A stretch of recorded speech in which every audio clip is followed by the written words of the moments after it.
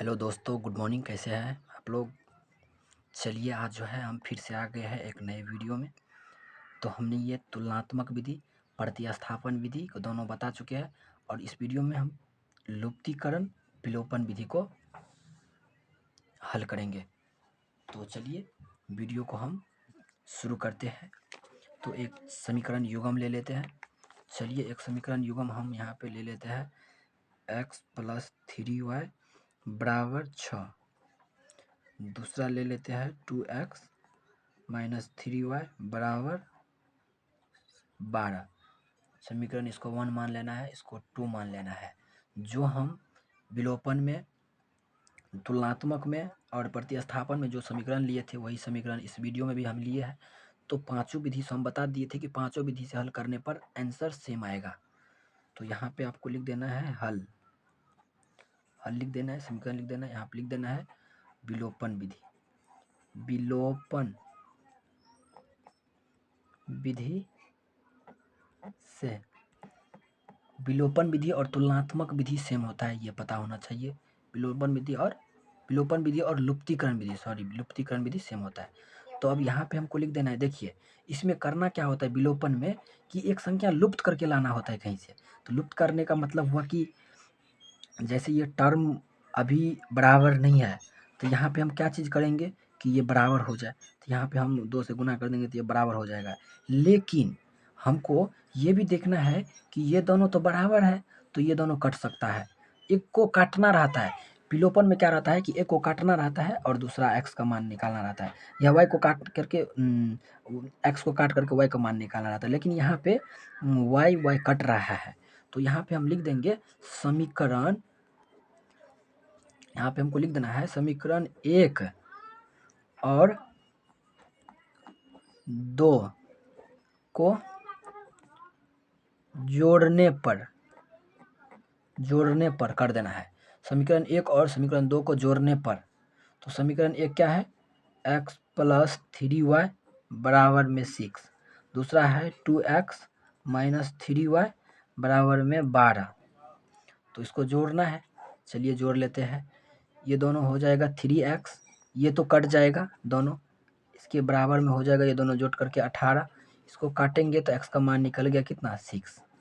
तो चूंकि x बराबर निकल गया 6, x बराबर नहीं दिख रहा है आप लोगों को। चलिए 1 मिनट देखिए, ये x और x 2x और x ये दोनों जुड़ जाएगा तो हो जाएगा 3x। बीजगणित का जोड़ होना चाहिए आप लोगों को। ये माइनस में 3y है, ये प्लस में है तो दोनों कट जाएगा। ये 6 ये 12, तो दोनों मिल करके 18 हो जाएगा जोड़ करके। तो ये कट जाएगा, 3 एका 3, 3 छक्का 18, तो x का मान निकल गया 6। तो चलिए अब समीकरण हमको 1 में रख देना है। समीकरण 1 में x का मान रखने पर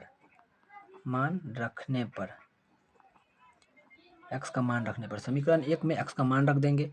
तो समीकरण 1 है क्या, चलिए देख लेते हैं समीकरण 1 है क्या। समीकरण 1 है x + 3y = 6। तो x का मान को पुट करेंगे, x का मान 6 है तो 6 का 6 + 3y बराबर में हो गया 6। तो यहाँ पे ये 6 इस साइड जाएगा तो माइनस हो जाएगा, तो 3y बराबर हो जाएगा 6 - 6। तो इस प्रकार से 3y बराबर हो गया, माइनस ये घट जाएगा तो हो जाएगा 0। तो y बराबर 0/3। तो इसका आप लोगों को पता होगा, जब y में किसी भी 0 में किसी भी संख्या से भागा करते हैं, तो उसका मान होता है 0। तो इस प्रकार से आंसर जो है, तीनों विधि का आंसर समान निकल गया। अगले वीडियो में आंसर हम दिखाए थे। आंसर x का मान 6 निकला था और y का मान 0 निकला था। तुलनात्मक में भी निकला था, प्रतिस्थापन में भी निकला था, और ये विलोपन लुप्तीकरण ये इस विधि में भी यही आंसर निकला। इसका मतलब है समीकरण बिल्कुल राइट है। तो आप लोगों को इसी प्रकार से सोल्व करना है। बहुत आसान सा टॉपिक है, समझिए। बिहार बोर्ड में 5 मार्क में पूछा जाता है, 5 मार्क में, तो इसको इग्नोर नहीं कीजिए आप लोग, ठीक है। देखिए एक बार और हम फिर से एक्सप्लेन कर देते हैं आपको।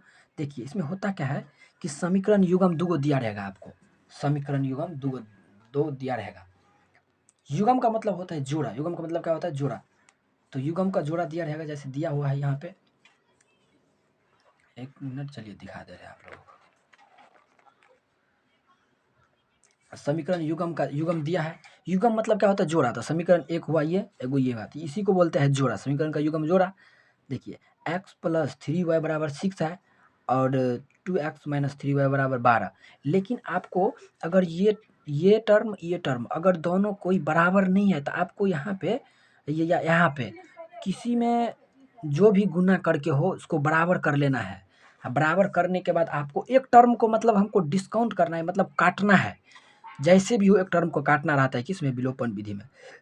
विलोपन विधि में एक टर्म को काटना रहता है। उसके बाद तो सॉल्यूशन आसानी से में देखिए आपकी बन चुका है।